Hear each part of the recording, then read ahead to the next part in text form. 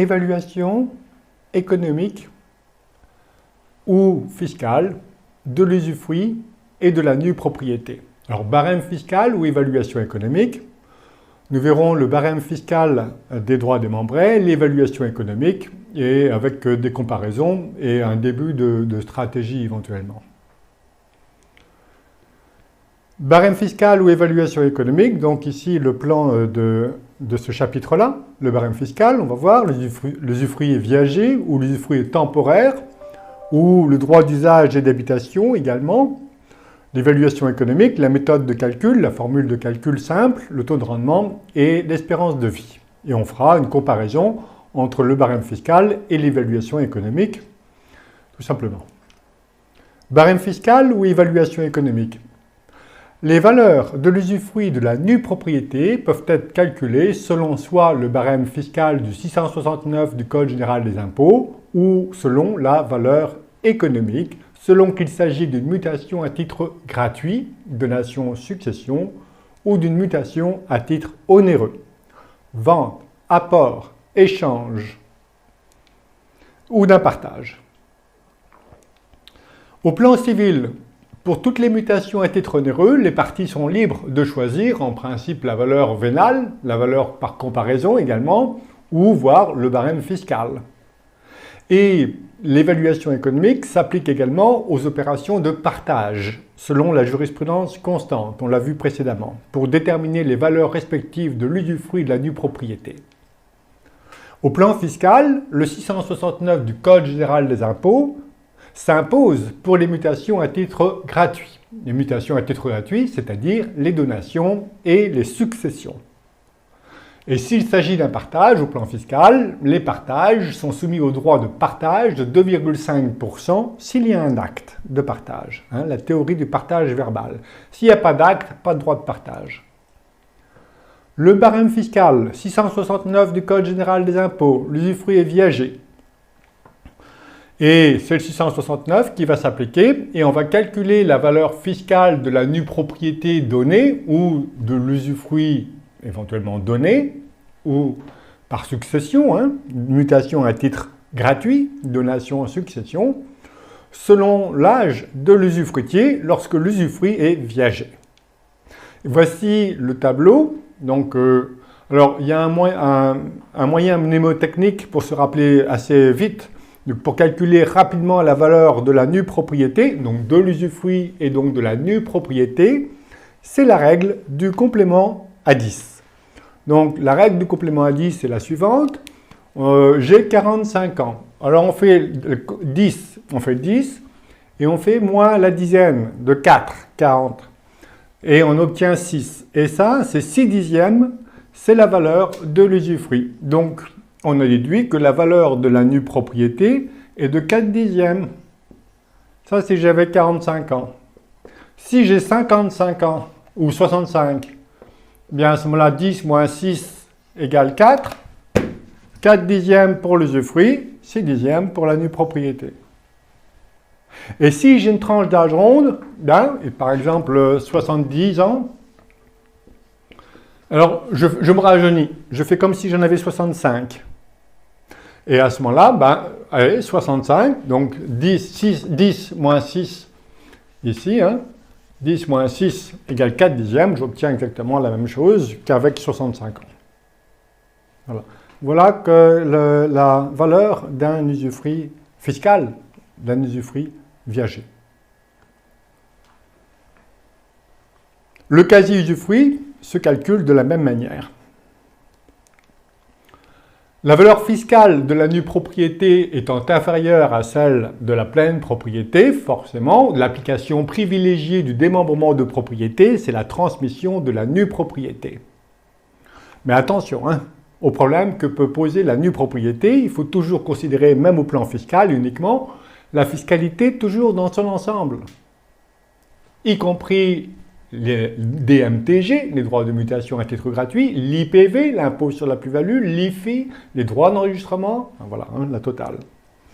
Donc, exemple pour réduire les droits de mutation à titre gratuit, une personne de 65 ans possède un bien de 1 million, elle donne la nue propriété, Et voici la règle du complément à 10. Donc la valeur de l'usufruit 4 dixièmes, la valeur de la nue propriété 6 dixièmes, base taxable 600 000. Comparaison d'une donation en pleine propriété ou en nue propriété, un donateur, deux donataires pour 1 million d'euros. La pleine propriété, les droits s'élèvent à 156 000 euros contre 76 000 euros pour une donation en nue propriété. Hein, on calcule toujours, alors on calcule les droits par donateur et par donataire. Voilà. Et s'il y a plusieurs donataires, bien après on multiplie par le nombre de donataires. Donc, valeur de la nue propriété, 60%, 600 000, base taxable 600 000 pour une donation de la nue propriété, par revenant à chaque enfant 300 000. On calcule les droits, l'abattement de 100 000 euros, on calcule les droits sur la nette taxable, on obtient avec le barème qui va de 5 à 45%, on l'a d'1,8 million, on obtient 38 000, il y a 2 enfants, et bien, ce qui conduit à 76 000 euros. Donc, c'est vrai, c'est avantageux. Et plus on est jeune, évidemment, mais en général, plus on est jeune, moins on a d'argent. Quoique. L'usufruit détenu par une personne morale, l'usufruit accordé, on verra des stratégies fiscales d'apport à société, hein, mutation à titre onéreux, ou de donation, voire d'usufruit. L'usufruit accordé à une personne morale ne dure que 30 ans. Jurisprudence constante, mais l'usufruit de 30 ans n'est pas considéré comme à durée fixe. L'évaluation viagère est applicable. Voilà. Le Code civil ne distingue pas entre personne physique et personne morale. D'ailleurs, ça fait échec un peu à l'article 13.5 du Code général des impôts qui taxe maintenant les premières cessions d'usufruit temporaire bien, comme un revenu foncier. S'il s'agit d'une première cession d'usufruit temporaire. Mais comme ici, c'est une durée fixe, si je vends un usufruit à une personne morale et je ne précise pas la durée, c'est 30 ans de toute façon, ça prendra fin à ces 30 ans et il ne s'agit plus d'une première cession temporaire d'usufruit, puisque c'est à durée limitée, mais c'est limité à 30 ans. Et à ce moment-là, j'échappe à l'article 13.5 du Code général des impôts et ma vente est taxée non plus comme un revenu foncier, mais comme un impôt sur la plus-value. Peut-être que le législateur va changer cette règle-là. En tous les cas, maintenant, on sait. Hein. Voilà. L'usufruit est fiscalement amortissable s'il présente le caractère d'immobilisation, s'il est soumis à dépréciation et si les effets bénéfiques de l'amortissement prennent fin à une date déterminée. On verra cette application-là sur les cessions d'usufruit temporaires aux sociétés d'exploitation notamment. Un usufruit viager est amortissable. L'usufruit temporaire, donc par exemple 15 ans, à ce moment-là, la valeur fiscale est différente. On n'est plus sur l'âge de l'usufruitier. L'usufruit constitué pour une durée fixe est estimé à 23% par période de 10 ans, même simplement commencée, sans que cette valeur puisse dépasser celle d'un usufruit viager.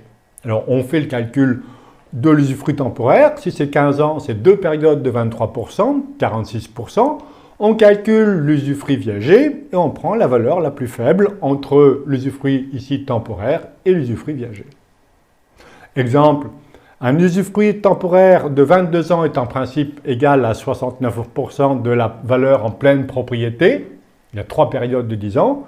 Mais si l'usufruit est constitué en faveur d'une personne de 55 ans, la valeur d'usufruit viager est de 50%. L'usufruit viager étant la valeur maximale, la valeur de l'usufruit temporaire n'est pas ici de 69%, mais de 50%. Droit d'usage et d'habitation viager, la valeur fiscale est de 60% de la valeur de l'usufruit déterminé, selon l'article 669 du Code général des impôts. Mais attention, là aussi, attention au pouvoir, au droit de l'usufruitier, et donc ici de la personne qui bénéficie du droit d'usage et d'habitation. En principe, elle peut l'habiter, mais elle ne peut pas le vendre, sauf exception pour l'usufruit d'usage et d'habitation pour le logement de famille qui est accordé au conjoint survivant. Il peut, par exception, le vendre pour éventuellement trouver un local mieux adapté à sa situation. Sinon, non. Donc attention toujours au pouvoir. L'abandon, quelques jurisprudences, l'abandon des lieux du titulaire du droit d'habitation n'entraîne pas l'extinction de son droit. c'est l'abus de jouissance qui peut entraîner l'extinction du droit d'habitation, comme le droit d'usufruit d'ailleurs. Voilà, on a vu le barème fiscal. Passons maintenant à la valeur économique qui s'applique pour toutes les mutations à titre onéreux. Vente, apport, échange, au partage également. Dès lors que l'usufruitier et le nu propriétaire conviennent de vendre le bien, la règle c'est le partage des liquidités et s'il y a un conflit, la jurisprudence est unanime pour dire que c'est la valeur économique et non pas le barème fiscal. Alors que dans la pratique, on voit parfois des partages barème fiscal sans avertir les parties. Et la valeur économique va dépendre de deux critères, l'espérance de vie de l'usufruitier et le revenu net que l'usufruitière pouvait espérer en obtenir. La première jurisprudence de 1991. Donc voilà, la valeur économique dépend de deux critères, l'espérance de vie de l'usufruitier et le rendement net du bien. Donc voici la formule. 1 et 1 égale 2. Tout le monde n'est pas d'accord, mais pleine propriété égale usufruit plus nue propriété. Et la nue propriété est égale à PP sur 1 plus I puissance n. 1 plus I puissance n. I, c'est la difficulté d'ailleurs pour certains biens. C'est la difficulté d'évaluer la valeur économique. I, c'est la rentabilité nette de charges usufructuaires.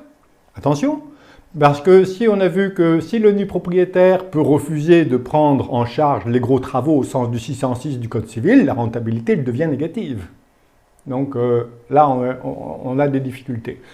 Et N, c'est la durée de l'usufruit. Alors, si l'usufruit est viager, on va prendre l'espérance de vie. Alors, on a des tables INSEE qui datent de 2005, les dernières TGH, TGF, ou alors on peut prendre celles de compagnie d'assurance, qui sont plus actuelles. Bon. Mais tout va se jouer en fait sur le I, essentiellement. Et si l'usufruit est temporaire, on mettra par exemple 15 ans si la durée est de 15 ans, convenue à l'origine. Et après, une fois qu'on a calculé la nue propriété, on obtient l'usufruit par soustraction pleine propriété moins nue propriété.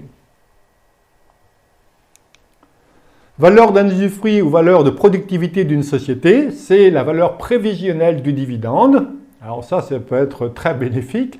Voilà, Conseil d'État de 2019, un arrêt pour le calcul de l'usufruit et de la valeur de productivité d'une société, puisque pour évaluer les valeurs d'une société, on a plusieurs méthodes ou des mixtes. On a valeur patrimoniale, qui est fondée sur l'actif net actuel, pour simplifier, fonds propres plus plus-value latente, ou la méthode par les flux.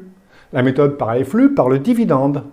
Eh bien, l'administration fiscale avait tendance à retenir le résultat net après déduction du taux de l'IS ou des résultats capitalisés. Non, dit l'arrêt, c'est vraiment ce qui a été déjà distribué. Si une société capitalise, il n'y a pas de flux, donc la valeur par les flux, elle est nulle. Donc il y a aussi là des stratégies, on n'est pas là pour établir des stratégies fiscales, mais bon, si je ne distribue pas, il n'y a pas de revenus, et donc il va falloir retenir plutôt la valeur patrimoniale. Voici un extrait des tables de mortalité de l'INSEE, donc TGH, TGF, pour les hommes et pour les femmes. Vous voyez, l'espérance de vie des femmes est plus longue que celle des hommes. Et voici la comparaison barème fiscal et valeur économique. Alors, vous avez des durées ici de 45, 55, pardon, vous avez l'âge de homme, déjà, j'ai pris l'homme, 45 ans, 55 ans, 65 ans et 75 ans. Et ce qui est intéressant, de chaque fois, la première colonne, c'est le barème fiscal. Ensuite, vous avez le rendement, la méthode économique, la valeur économique avec un taux de 3% l'an et 5% l'an. Eh bien, ce qu'on voit, c'est que la valeur économique à 3% est très proche du barème fiscal. En fait, le barème fiscal, il a été établi avec la formule NP égale PP sur 1 plus I puissance N, avec le I égale 3% pour les femmes. Voilà. Et après, l'administration fiscale, eh bien, elle a arrondi tous les 10 ans. Mais vous voyez bien que, voilà, c'est la valeur économique, le barème fiscal, c'est la valeur économique à 3%, à 3% l'an. Plus mon taux réel est élevé, 6%, je vais quelque part réduire, doubler la valeur de l'usufruit, donc réduire la valeur de la nue propriété. Et il y a des malins qui ont établi des stratégies fiscales là-dessus et qui sont qualifiés d'abus de droit fiscal. On verra lesquels. Donc voici la valeur économique d'un usufruit sur une durée de 15 ans en fonction de la rentabilité annuelle. Si la rentabilité annuelle est de 15% l'an, vous voyez que la valeur de l'usufruit est très très proche d'une valeur de la pleine propriété. Alors, vous voyez bien, quand je vends mon usufruit à ma société, j'encaisse de l'argent. Et puis s'il ne s'agit pas d'une usufruit, première session d'usufruit temporaire, à ce moment-là, j'ai la plus-value immobilière des particuliers qui s'applique. Si l'immeuble est détenu depuis plus de 30 ans, pas d'impôt. Et j'encaisse un prix proche de la pleine propriété. Vous voyez bien qu'il faut être attentif à bien choisir son taux. Son taux de rentabilité, parce que l'administration fiscale, c'est ce qu'elle regarde en premier. Quel est le taux? Voilà. Quelle est l'utilité économique et quel est le taux? Alors évidemment, si plus vous prenez un taux, plus vous risquez d'être proche de l'abus de droit. Voici le taux de rentabilité annuel approchant la valeur fiscale. Ce que je vous disais, c'est que, en fait, le barème fiscal, c'est la valeur économique calculée à 3% l'an. Risque d'une surévaluation ou d'une sous-évaluation de la valeur. En principe, on valorise à la valeur vénale, la valeur du marché. Et s'il n'y a pas de valeur du marché, par comparaison, notamment pour les immeubles dans les 2 ans des dernières transactions, eh bien, on va recourir à la valeur économique. Situation d'acquisition par une URL de l'usufruit de l'immeuble détenu par une société civile, la rentabilité annuelle choisie par le contribuable 9%, l'administration fiscale elle a dit non, 4% l'an, et donc sanction fiscale. Et à ce moment-là, ça n'a pas été l'abus de droit, mais ça a été taxé sous couvert de l'article 111 du Code général des impôts et avec la taxation comme un revenu distribué. Réaliser un partage égalitaire. Si je veux, par exemple, vous voyez que la valeur économique, elle est plus équitable que le barème fiscal, puisqu'elle tient compte du rendement réel du bien et de l'espérance de vie de l'usufruitier si l'usufruit est viager. D'ailleurs, en cas de cession, on l'a vu, et de partage, le barème des liquidités est réalisé, le partage des liquidités est réalisé selon la valeur économique, selon l'âge de l'usufruitier et le revenu net qu'il pouvait espérer en obtenir. Donc voici la valeur économique, NP égale PP sur 1 plus I puissance N, et j'ai ici donc l'usufruit économique, la nue propriété. Si vous voulez, il y a des micros qui sont ouverts, s'il vous plaît. Vous voulez regarder pour les micros ouverts? Voilà, j'ai coupé le son. Donc voilà la rentabilité 3, 4, 5, 6, 7, 8%. Et on va s'arrêter simplement à la valeur de la nue propriété économique à 6% l'an. La nue propriété économique est égale à 1/3 de la pleine propriété. Voilà. Et, par exemple, je vais réaliser un partage soi-disant égalitaire à 2 personnes de titres de société. Et le premier enfant va recevoir la nue propriété et l'autre va recevoir la pleine propriété. Vous voyez bien que je préfère en général recevoir tout de suite de la pleine propriété, parce que si je reçois de la pleine propriété, je peux disposer du bien, je peux le vendre. Si je reçois la nue propriété, j'attends une seule chose, c'est le décès de l'usufruitier pour être enfin plein propriétaire. Donc, pour être équitable, il faut que je donne plus à celui qui reçoit de la nue propriété que celui qui reçoit de la pleine propriété. Eh bien, si j'ai une rentabilité d'un bien de 6% l'an, je suppose que l'usufruitier est à 65 ans, son espérance de vie de 18 ans, la nue propriété fiscale est de 60%, la nue propriété économique est de 1/3. Eh bien, il faut que, avec le barème fiscal, pour être égalitaire, il faudrait que je donne 62% de la nue propriété des titres de l'entreprise contre 38% pour celui qui reçoit de la pleine propriété. Mais si je prends le rendement réel, eh bien à ce moment-là, je passe à 75% à celui qui reçoit de la nue propriété contre 25% que celui qui reçoit de la pleine propriété. Qui j'avantage finalement en faisant ça? Surtout dans les sociétés où je peux faire ce que je veux. Mais au plan de calcul de la réserve héréditaire, qui revient obligatoirement aux enfants, bien la jurisprudence, elle ne me suit pas sur le terrain. Elle dit non, quand on fait la réunion fictive pour le calcul de la réserve héréditaire, elle dit que vous receviez la nue propriété ou la pleine propriété, c'est pareil. Puisque, en fait, l'usufruit s'éteint au moment du décès. Et donc, comme le calcul a lieu au moment du décès, donc si je m'amuse à ce jeu-là, évidemment, l'enfant qui s'estime dévalorisé pourra éventuellement attaquer pour atteindre à sa réserve héréditaire. C'est pour ça que le plus souvent, quand j'accompagne les donations de la renonciation anticipée à l'action en réduction. Ici, vous avez le calcul ensuite. Pourquoi j'aboutis à ces chiffres précédents. On vient de voir l'évaluation. Avez-vous des questions? Et après, on passe aux applications.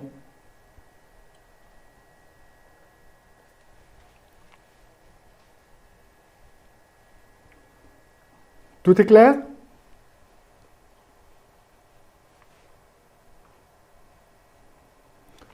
Je continue. Donc voilà les différentes applications. Cession à titre onéreux ou à titre gratuit de la nue propriété. Cession à titre gratuit de l'usufruit. Cession à titre onéreux de l'usufruit. Cession à titre onéreux de la nue propriété. Échange de l'usufruit de la nue propriété.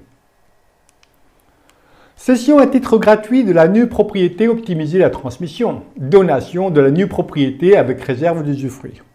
Et on va voir, on va pouvoir comparer cette stratégie transmissive éventuellement avec l'assurance vie, le placement préféré des Français. D'autres techniques, les doubles libéralités d'usufruit de la nue propriété, technique très intéressante mais trop complexe, je vais faire fuir mon client.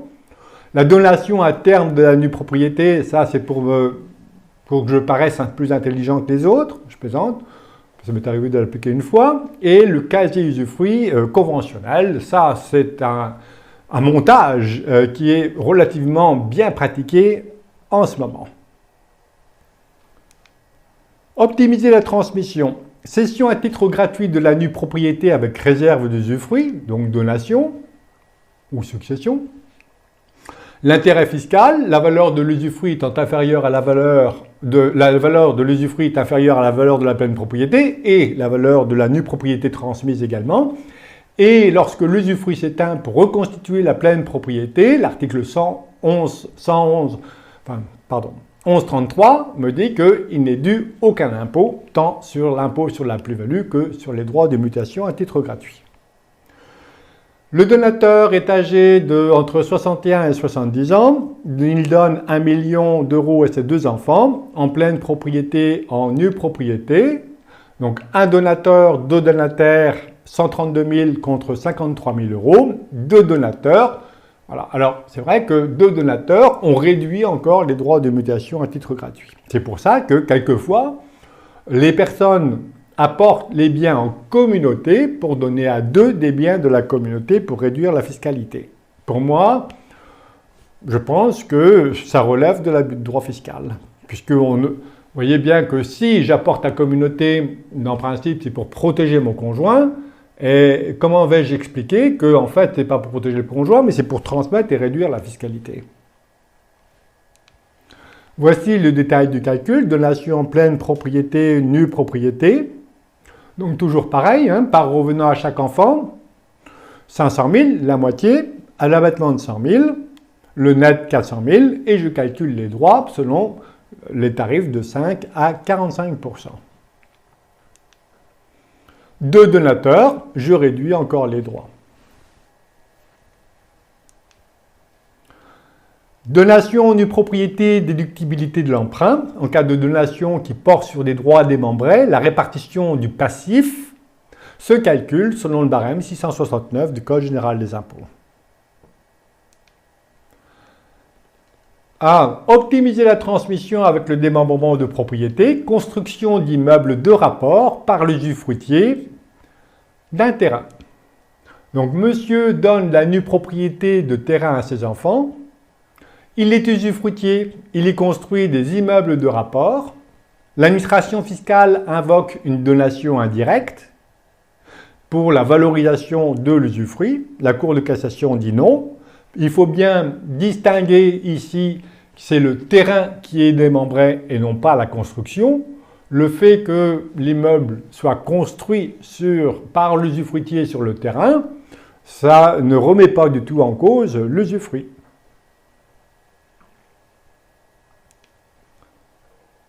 Mais à mon avis, cette technique-là est dans l'œil du cyclone.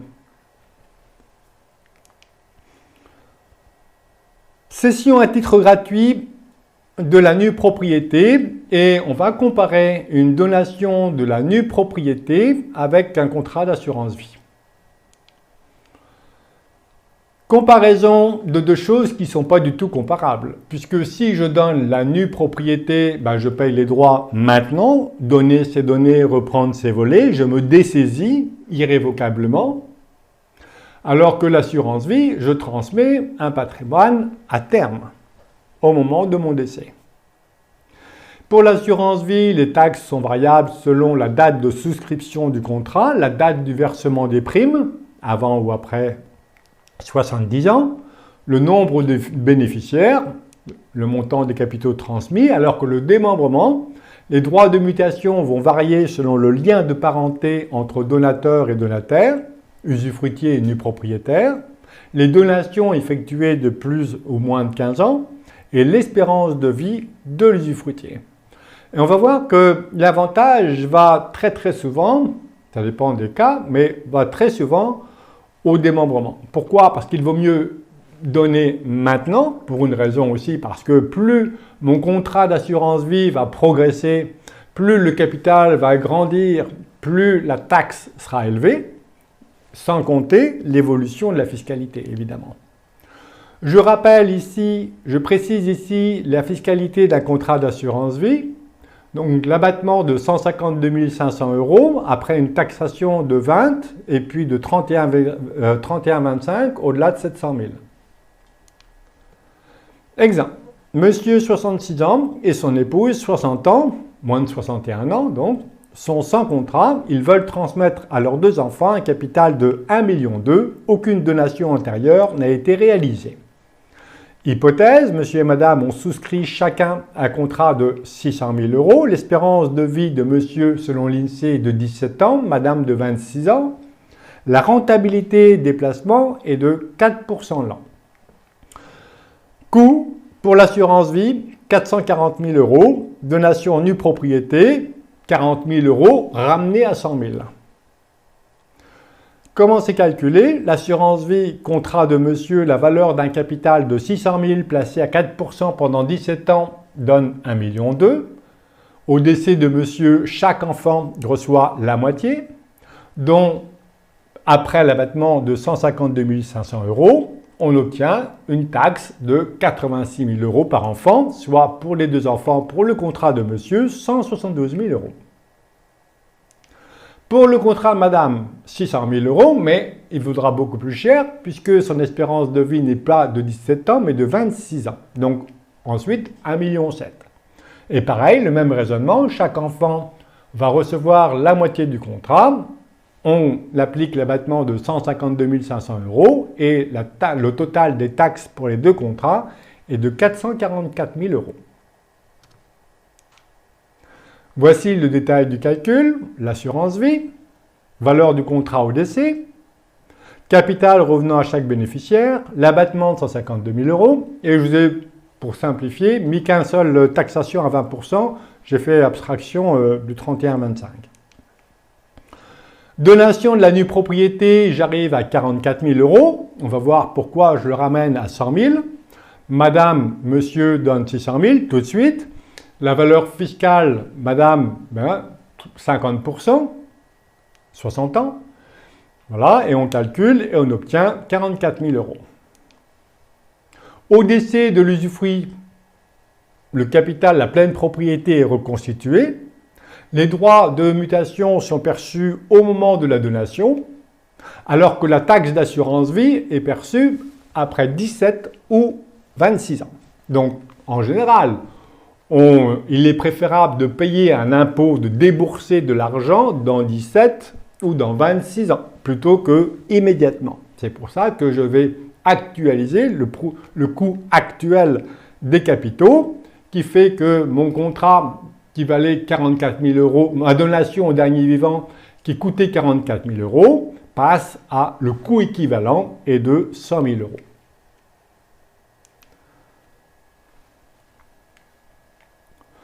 Double libéralité, usufruit et nue propriété.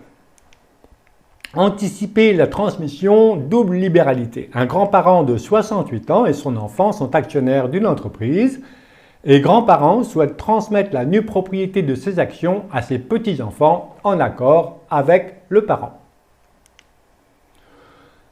Grand-parent fait une donation partage de la nue propriété à ses petits-enfants en se réservant l'usufruit et en précisant éventuellement un usufruit successif en faveur de parents.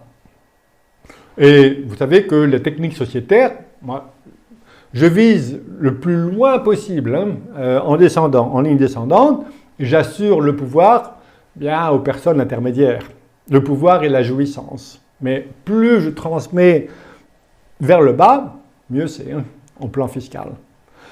À un moment au décès de grands-parents, l'usufruit revient à parents, puisque c'est un usufruit successif, et ensuite, au décès de P, les petits-enfants deviennent pleins propriétaires. Au plan fiscal, voilà comment ça se passe. Donc, donation nue propriété à petit enfant avec un usufruit réversible, valeur fiscale de la nue propriété 60%, l'abattement pour les petits-enfants 31 000 euros, multiplié par 2 et en ligne directe 5 à 45%.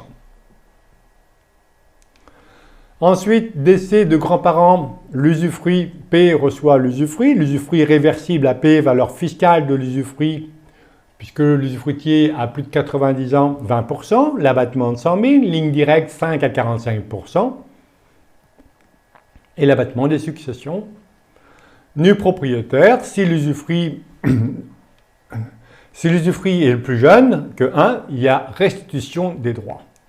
Et enfin, lorsque parents décèdent, les petits-enfants deviennent pleins propriétaires.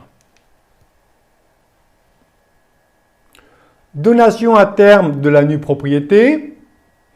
De quoi s'agit-il? Donation à terme. Donc voyons ce que c'est d'abord qu'une donation à terme simple et une donation à terme de la nue propriété. Donation à terme simple. L'avantage, voilà. L'avantage, c'est que je donne mon intention libérale et maintenant, mais je livrerai le bien à mes 149 ans. Alors, évidemment, si je décède avant 149 ans, il faut que je prévoie ce qui se passe. Donc, je donne à terme un bien qui vaut 100 à mon enfant. Je conserve la maîtrise du bien. Je livrerai le bien 20 ans plus tard. Mais les droits sont payés au moment de l'intention libérale. Donc, en fait, j'exonère des droits de mutation à titre gratuit toutes les plus-values. Évidemment, si c'est des moins-values, mauvaise affaire. Mais si j'attends des plus-values, eh bien j'évite les droits de mutation sur les plus-values. Voilà, le bien passe à 1,5 million, pas de droits de mutation à titre gratuit de DMTG parce qu'ils ont déjà été payés. Un chef d'entreprise anticipe sa succession à un enfant, donation à terme, il conserve la maîtrise de l'entreprise, mais s'engage à transférer l'entreprise au moment prévu dans l'acte. C'est pour ça que bien souvent on fait des donations à terme alternatives, parce que pour ne pas priver le chef d'entreprise de vendre son entreprise, sinon il a l'obligation de la livrer, il pourra faire une donation à terme alternative en disant « c'est mon entreprise » ou alors 1 euro. Les biens peuvent être d'inégale valeur, d'ailleurs les droits sont payés sur la valeur la plus faible quand il y a des donations alternatives. Je reste à l'égard des tiers seul propriétaire du bien. Le terme, l'âge du donateur ou du donataire ou autre. Je peux prévoir une livraison anticipée. C'est une donation de biens présents dont l'exécution se trouve différée dans le temps. Oui, c'est vrai qu'on peut se poser la question de la validité puisque 894 du Code civil, une donation est un acte actuel et irrévocable. La jurisprudence, les parties peuvent convenir des modalités du transfert de la jouissance. Mais il y a bien transfert, il y a bien donation, appauvrissement du donateur, enrichissement du donataire, simplement à terme. Condition, le donateur doit posséder le bien au moment de l'acte. La donation doit être conclue de façon définitive sans faculté de repentir. Et les droits de mutation sont dus dès l'intention libérale, dès l'acte, et non pas plus tard. Et donc la plus-value est exonérée de droits de mutation à titre gratuit. L'ancien ISF, donc transposable à l'IFI, j'ai un TJ, tribunal de grande instance de Mulhouse, que me dit que le bien donné est taxable dans le patrimoine du donataire. J'informe mon client et après il fait ce qu'il veut. Donation donc à terme de la nue propriété. Donc je fais donation à terme alternative de biens différents en nue propriété soit de mon entreprise, soit d'une somme d'argent. L'enfant accepte de reprendre l'entreprise ou je décide éventuellement de vendre. Le complément éventuel des droits est dû sur la différence, sur les valeurs de la nue propriété au moment de la livraison, ou alors j'estime que l'enfant n'a pas vocation à reprendre l'entreprise, je me libère de mon obligation en livrant la somme d'argent, mais j'exerce un quasi-usufruit. Je rappelle que le quasi-usufruit, le quasi-usufruitier a le droit de se servir des liquidités à charge d'en conserver la substance. Et cette charge de restitution se traduit par le nu propriétaire, pour le nu propriétaire, par une créance déductible de l'actif successoral. Et enfin, quasi-usufruit conventionnel. Quasi-usufruit conventionnel, je rappelle simplement le quasi-usufruit, 587 du Code civil, les choses dont on ne peut faire usage sans les consommer, telles que l'argent, les grains et les liqueurs. L'usufruitier a le droit de s'en servir, à charge d'en conserver la substance. Et à charge de rendre l'équivalent à son décès. Application du quasi-usufruit conventionnel, plutôt que, regardez, en termes de stratégie fiscale, je suis chef d'entreprise, je veux vendre mon entreprise. Si je vends et je meurs, j'ai deux impôts. Je vends IPV, impôt sur la plus-value, je meurs, les droits de mutation à titre gratuit. Donc, pas terrible. Donc, je vends la pleine propriété, ou alors, éventuellement, société civile, donation, pleine propriété, apport à société civile, vente. Ou alors, quasi-usufruit conventionnel. J'ai trois possibilités, par exemple. J'en ai d'autres, mais je vends, je meurs. Avant la vente, je donne, j'efface la plus-value, sous condition d'apporter à une société civile que je maîtrise, et c'est la société civile qui va vendre. Ou alors, quasi-usufruit conventionnel. Donc, quasi-usufruit conventionnel, donation de la nue propriété, vente de l'entreprise, usufruit et nue propriété, et sur la somme d'argent, je vais, moi, usufruitier, exercer un quasi-usufruit. Donc, donation de la nue propriété, vente et en remploi des liquidités en quasi-usufruit. Et donc, je peux tout consommer. Exemple, l'entreprise vaut 6,4 millions, prix d'acquisition 400 000, plus-value 6 millions, deux donateurs de 65 ans, 3 donataires, taux marginal d'imposition 45%, je vends et je meurs, total 2,4 millions. Quasi-usufruit, total la moitié, 1,2 million. Donc, je donne la nue propriété, je vais avoir les droits de mutation à titre gratuit sur la nue propriété. Les enfants vendent la nue propriété, mais la donation a effacé la plus-value relative à la nue propriété donnée.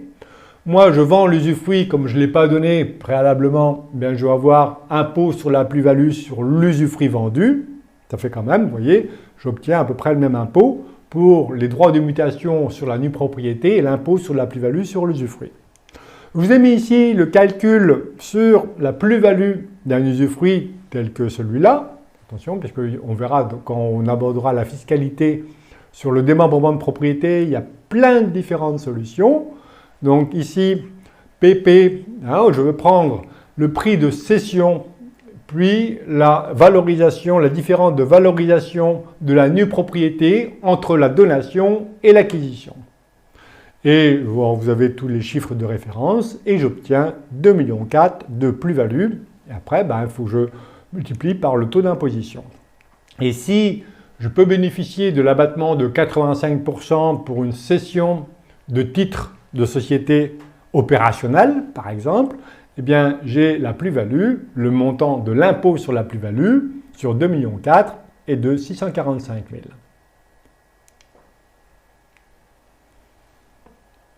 On va terminer ici pour ce soir. Et si vous avez des questions ou des propositions sur le format, je vous écoute.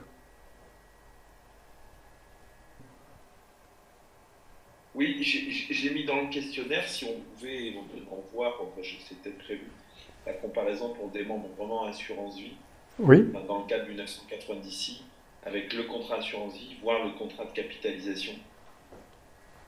Ah, j'ai pas prévu. Ah, vous voulez faire un calcul, c'est ça?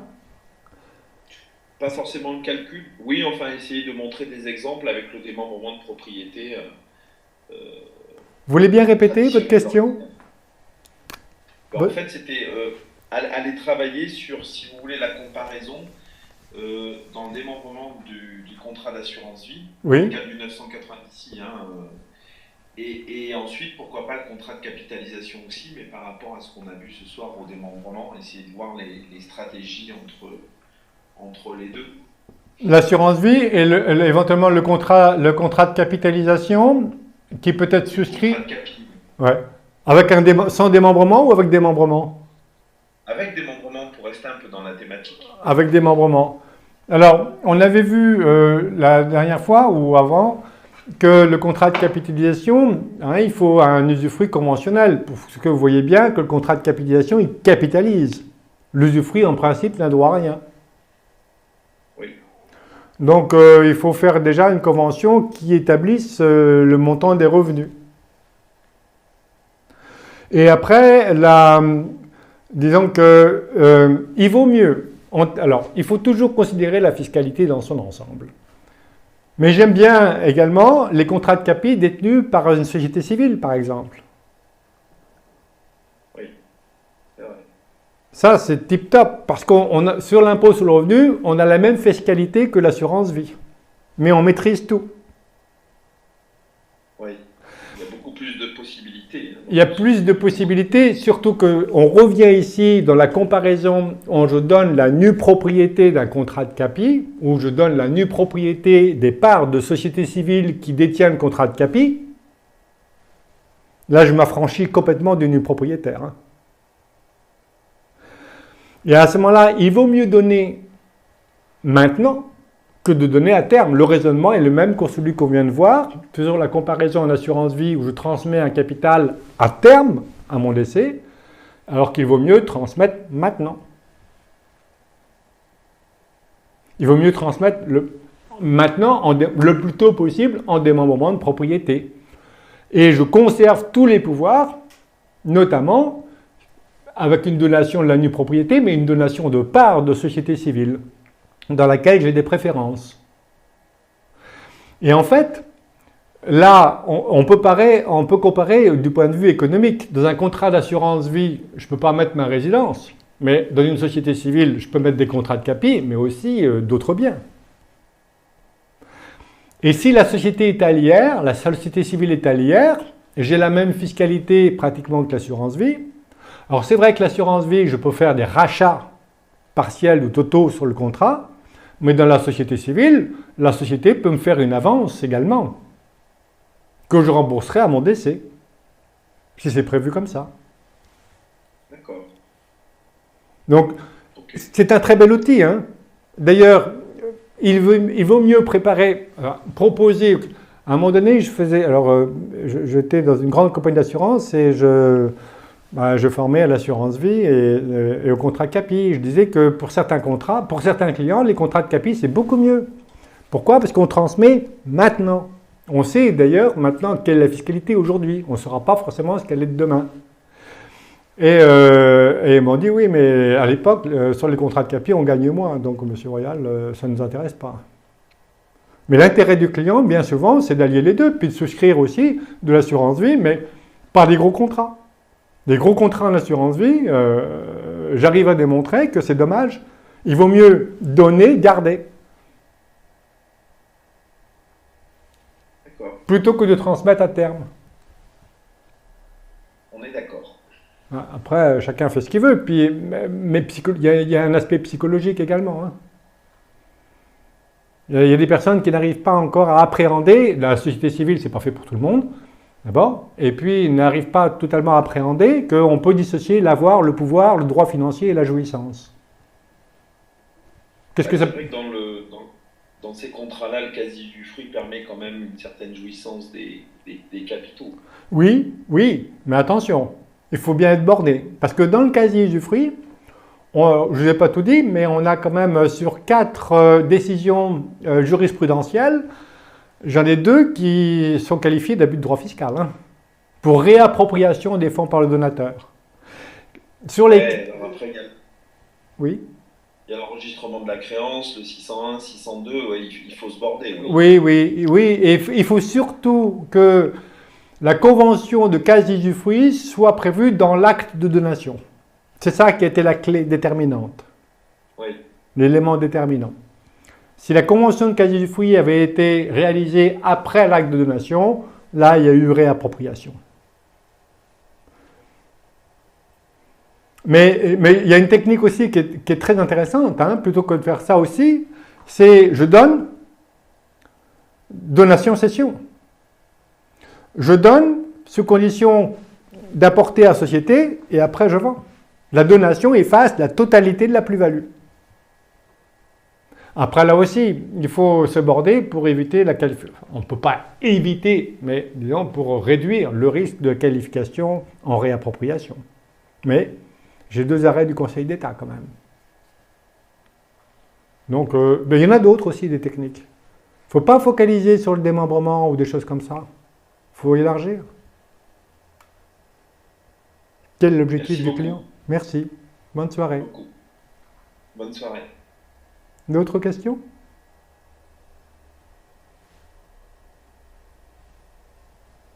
Qu'est-ce qu'il faut éviter pour une stratégie de donation avant cession? Il faut pas qu'on soit d'accord sur le prix. Il faut qu'il n'y ait aucun élément d'échange sur le prix. On peut mettre des conditions suspensives. Un délai raisonnable de 6 mois entre les deux? Non, alors il n'y a pas de délai. Il n'y a pas de délai. Il faut vraiment que la donation soit parfaite avant la cession. Et c'est vraiment l'accord sur la chose et sur le prix. Pour les parts sociales, d'ailleurs, c'est différent des actions. Les actions, c'est l'inscription au registre des actionnaires. Mais de toute façon, si l'administration fiscale arrive à prouver que vous étiez d'accord mis sur le prix, elle va considérer que, 1, il y a eu vente, donc IPV, impôt sur la plus-value, puis droit de mutation à titre gratuit, puis l'abus de droit. Ça fait mal, hein?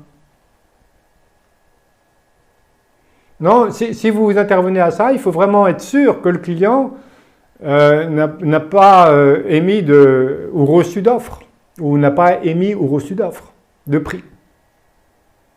Il n'y a pas d'échange sur le prix ou sur la modalité. Ouais, mais même si je dis 100 000 euros, et j'ai un mail en disant OK, et ça y est, hein, c'est fait, hein, c'est râpé.